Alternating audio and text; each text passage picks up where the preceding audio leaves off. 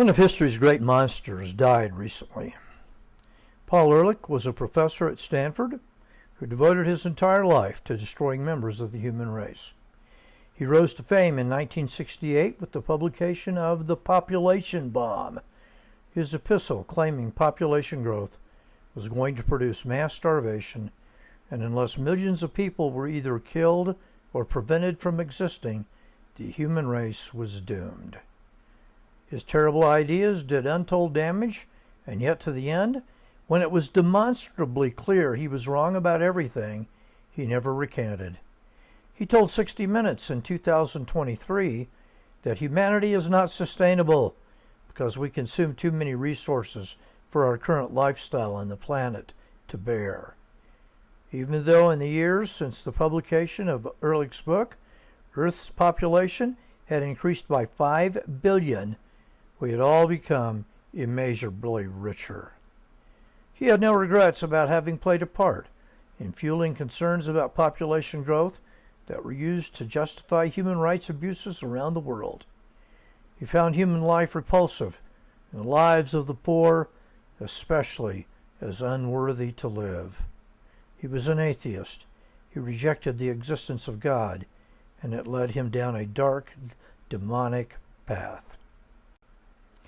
What did Paul Ehrlich propose we do about so-called overpopulation?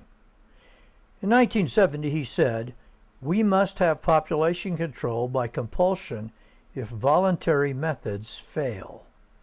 He suggested that the Federal Communications Commission see to it that large families are always treated in a negative light on television. He proposed offering responsibility prizes to men who had vasectomies. He approved of involuntary sterilization and pondered the possibility of adding sterilants to basic foods and drinking water, as well as cultural and even financial pressure on parents and would-be parents not to reproduce. Paul Ehrlich managed to be wrong about everything. In the Wall Street Journal, Jason Riley said, quote, "Ehrlich was always wrong but never in doubt, making spectacularly wrong predictions of imminent catastrophe became something of a habit for Ehrlich over the decades." End quote. The opening lines of The Population Bomb start with one of those spectacularly wrong prophecies. Quote, "The battle to feed all of humanity is over. In the 1970s, hundreds of millions of people will starve to death." End quote. He predicted that 65 million Americans would die from famine and that England would not exist in the year 2000.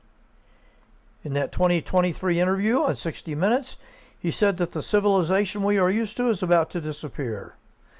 Michael Fumento O'Reilly said, quote, "The butterfly specialist became both rich and famous by scaring the pants and skirts off the public, despite being correct less often than the proverbial stopped clock."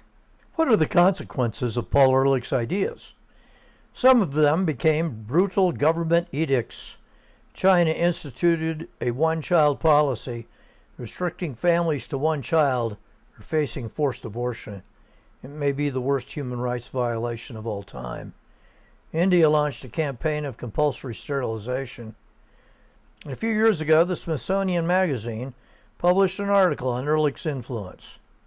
Quote, "In Egypt, Tunisia, Pakistan, South Korea, and Taiwan, health workers' salaries were dictated by the number of IUDs they inserted into women.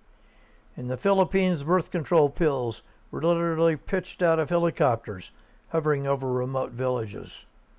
Millions of people were sterilized, often coercively, sometimes illegally, frequently in unsafe conditions in Mexico, Bolivia, Peru, Indonesia, and Bangladesh. In the 1970s and 80s, India embraced policies that in many states required sterilization for men and women to obtain water, electricity, ration cards, medical care, and pay raises. Teachers could expel students from school if their parents weren't sterilized. More than 8 million men and women were sterilized in 1975 alone. For its part, China adopted a one-child policy that led to huge numbers, possibly 100 million, of coerced abortions, often in poor conditions, contributing to infection, sterility, and even death. Millions of forced sterilizations occurred." End quote. If a false prophet had, in Aztec fashion, called for a human sacrifice every morning, he could not have done more harm. Paul Ehrlich should have stayed away from gambling. In 1980, the economist Julian Simon, annoyed by the phony bad news being fed to the public, wagered that Ehrlich couldn't name a single natural resource that would become more expensive over the next decade. Ehrlich accepted the bet and chose copper, chromium, tin, nickel, and tungsten. He lost on all five. It was really a wager about human ingenuity and free market capitalism. If Ehrlich was right, and people were devouring the Earth's resources, then the price would go up. If Simon was right, and human beings responded to the shortages with ingenuity, the prices would, in the long term, go down. In 1990, Simon won the bet, and Ehrlich paid up. Simon challenged Ehrlich to bet again on commodity prices over the next 10 years. Ehrlich wisely declined that bet. Why did people believe Ehrlich even after he was catastrophically wrong? His ideas were popular. He was a media darling. He was on Johnny Carson more than 20 times, the king of late night. One time Carson gave him a whole hour to spew his nonsense. The prestige press loved his narrative. The New York Times called him a scientist who deeply loves our planet. It's the characteristic of all cults. You trust the cult leader against all facts. People create a narrative that they cling to no matter what. Catastrophism gives politicians power, so many politicians loved Ehrlich and the kind of leverage he gave them over people. Facts did not matter to Ehrlich, and neither do they matter to the Greens. In Deuteronomy, God says false prophecy is punishable by death. Paul Ehrlich is a demonstration of the wisdom of that warning. False prophecy, as well as false doctrine, gets people killed by the millions. That's why God hates it, and we should too.